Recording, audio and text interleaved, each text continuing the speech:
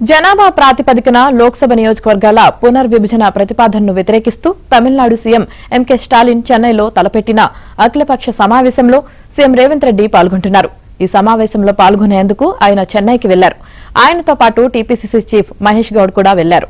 స్టాలిన్ అధ్యక్షతన జరిగే అఖిలపక్ష భేటీలో వీరిద్దరూ పాల్గొంటారు. ప్రభుత్వం తరపున సీఎం రేవంత్ రెడ్డి, కాంగ్రెస్ పార్టీ ప్రతినిధిగా మహేష్ గౌడ్ పాల్గొననున్నారు. జనాభా ప్రాతిపదికన లోక్సభ నియోజకవర్గాల పునర్విభజన అన్నది సమైక్య స్ఫూర్తికి గొడ్డలు పెట్టేనంటూ ప్రకటించిన స్టాలిన్ ఆ ప్రతిపాదనకు వ్యతిరేకంగా పోరాడేందుకు జేఏసీని ఏర్పాటు చేయనున్నట్లు వెల్లడించారు. చెన్నైలో జరిగే అఖిలపక్ష సమావేశంలో జేఏసీ ప్రతిపాదనను తెరపైకి తేనున్నారు.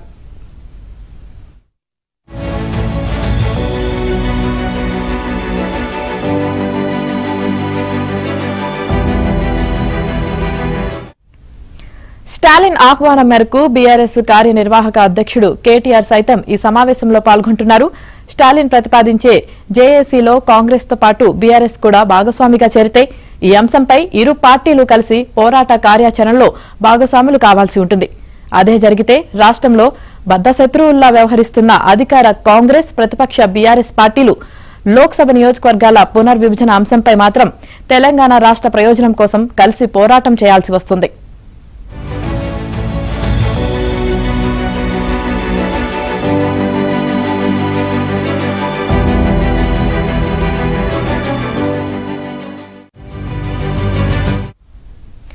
చెన్నై అఖిలపక్ష భేటీలో బీఆర్ఎస్ వర్కింగ్ ప్రెసిడెంట్ కేటీఆర్ పాల్గొననున్నారు. ఇందుకోసం కేటీఆర్ తో పాటు నిరంజన్ రెడ్డి, జగదీష్ రెడ్డి, వినోద్ కుమార్ తదితరులు నిన్న చెన్నై బయలుదేరి వెళ్లారు. ప్రస్తుత నియోజకవర్గాల పునర్విభజన విధానం దక్షిణాది రాష్ట్రాల ప్రాతినిధ్యాన్ని బలహీనపరుస్తుందని, ఫలితంగా దేశ ఆర్థికాభివృద్ధిలో కీలక పాత్ర పోషిస్తున్న ఈ రాష్ట్రాలకు తీవ్ర నష్టం జరుగుతుందని కేటీఆర్ అన్నారు. ఈ విధానాన్ని బీఆర్ఎస్ మొదటి నుంచి వ్యతిరేకిస్తుందన్నారు.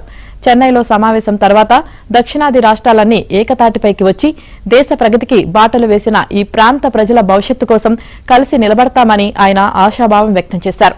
అఖిలపక్ష భేటీ ముగిసిన తర్వాత కేటీఆర్ మాజీ గవర్నర్ నరసింహన్ ఇంటికి వెళ్లనున్నట్లు పార్టీ శ్రేణులు తెలిపాయి.